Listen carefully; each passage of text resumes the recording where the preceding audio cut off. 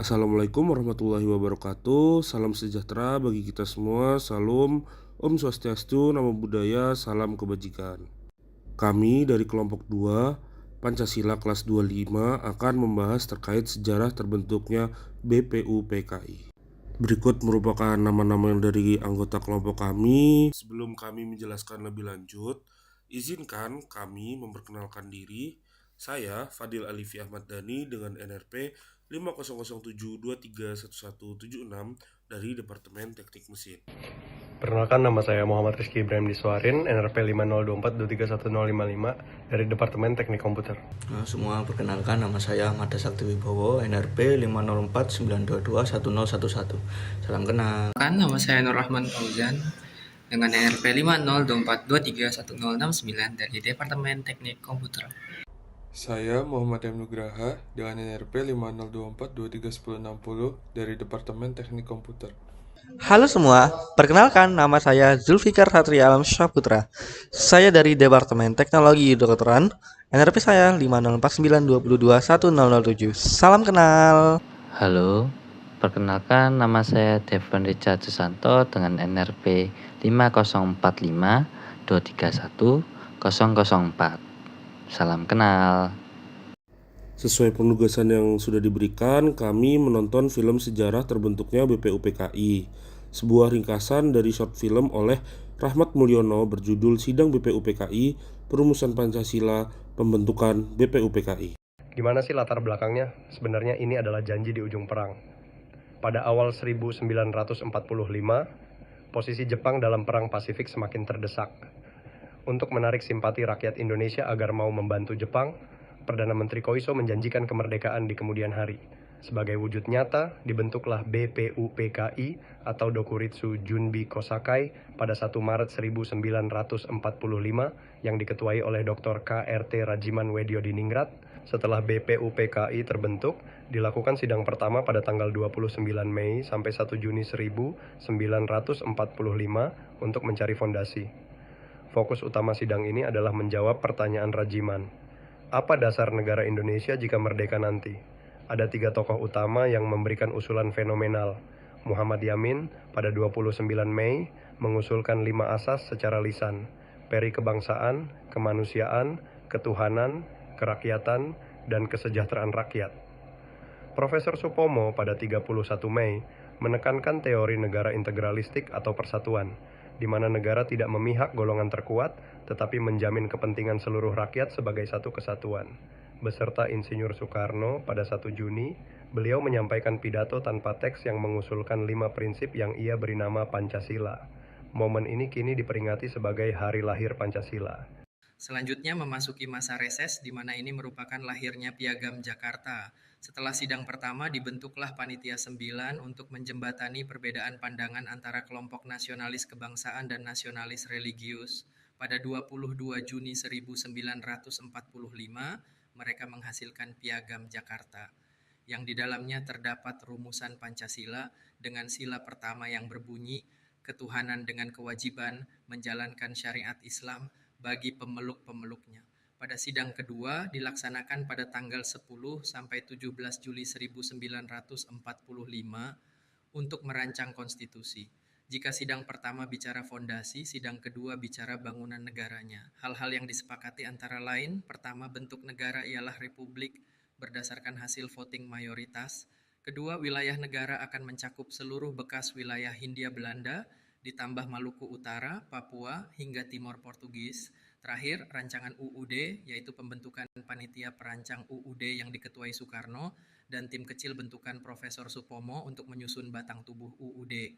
Hingga pada akhirnya, BPUPKI resmi menyelesaikan tugasnya dengan menghasilkan rancangan Undang-Undang Dasar termasuk pembukaan dan batang tubuh. Badan ini kemudian dibubarkan dan digantikan oleh PPKI untuk fase pengesahan. Setelah mengetahui sejarah Pancasila yang cukup panjang, kami menanyakan ke beberapa orang di sekitar untuk mengetahui apakah Anda pernah mempelajari sejarah perumusan Pancasila, dan 60% menjawab pernah dan 40% sisanya menjawab sedikit. Yang menjadi pertanyaan saat ini, kok bisa ya sebagai warga negara Indonesia, tidak semua orang paham terkait sejarah perumusan Pancasila? Karena dari hasil survei kami, hanya 26% orang sangat paham dan 40% bisa dikatakan paham, lalu 20% orang cukup dan 13% orang kurang paham. Berdasarkan survei juga, dari grafik ini terlihat bahwa nilai paling relevan saat ini adalah persatuan dan musyawarah. Artinya, di tengah banyaknya perbedaan, masyarakat merasa dua hal ini paling dibutuhkan. Namun di sisi lain, nilai toleransi masih cukup rendah, yang menunjukkan masih ada tantangan dalam penerapan nilai Pancasila di kehidupan sehari-hari. Fakta yang kami dapatkan dari survei, tantangan terbesar penerapan nilai-nilai Pancasila adalah konflik sosial dan perpecahan sebanyak 33%, dan 46% orang merasa nilai-nilai Pancasila masih kurang terlihat dalam kehidupan sosial saat ini.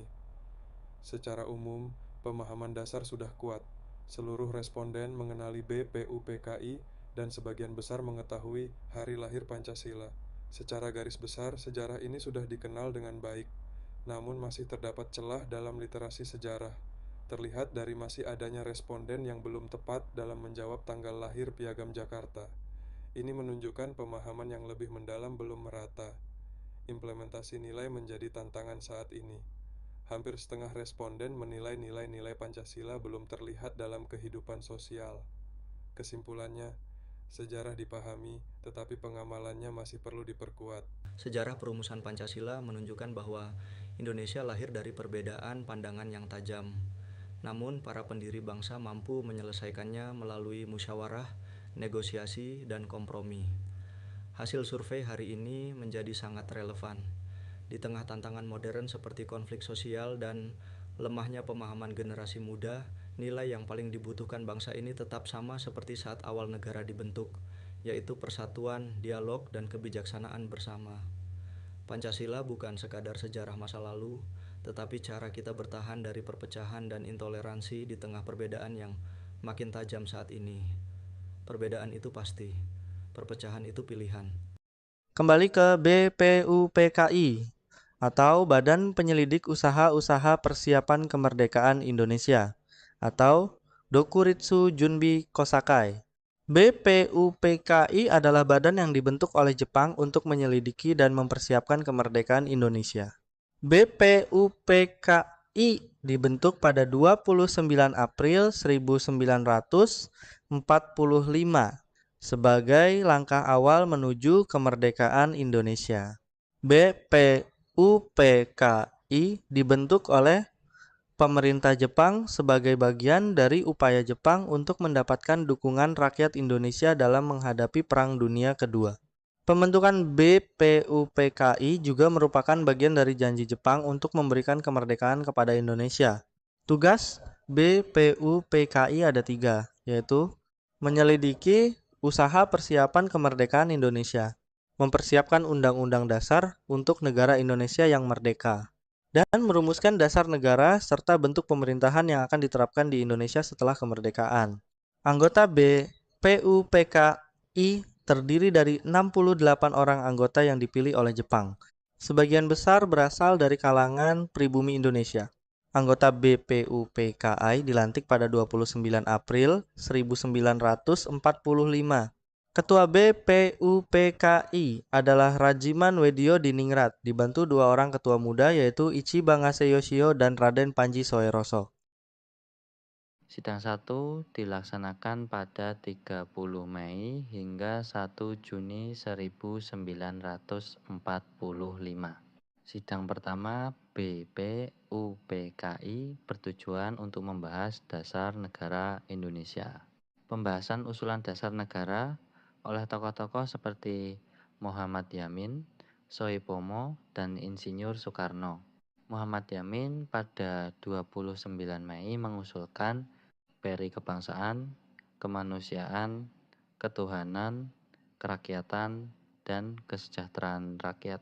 Profesor Soepomo pada 31 Mei mengusulkan persatuan, kekeluargaan, keseimbangan lahir dan batin, musyawarah, dan keadilan rakyat. Insinyur Soekarno pada 1 Juni mengusulkan kebangsaan, internasionalisme atau peri kemanusiaan, mufakat atau demokrasi, kesejahteraan sosial, dan ketuhanan yang Maha Esa. Usulan dari Insinyur Soekarno disebut dengan Pancasila.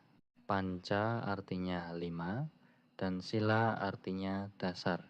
Hari disampaikannya pidato penyampaian rancangan dasar negara oleh Soekarno diperingati sebagai hari lahir Pancasila.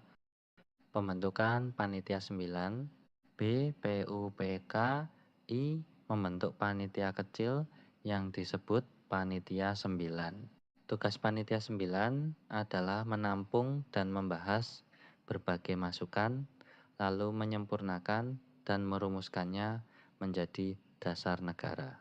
Panitia 9 berhasil merumuskan dasar negara yang disebut Piagam Jakarta pada tanggal 22 Juni 1945.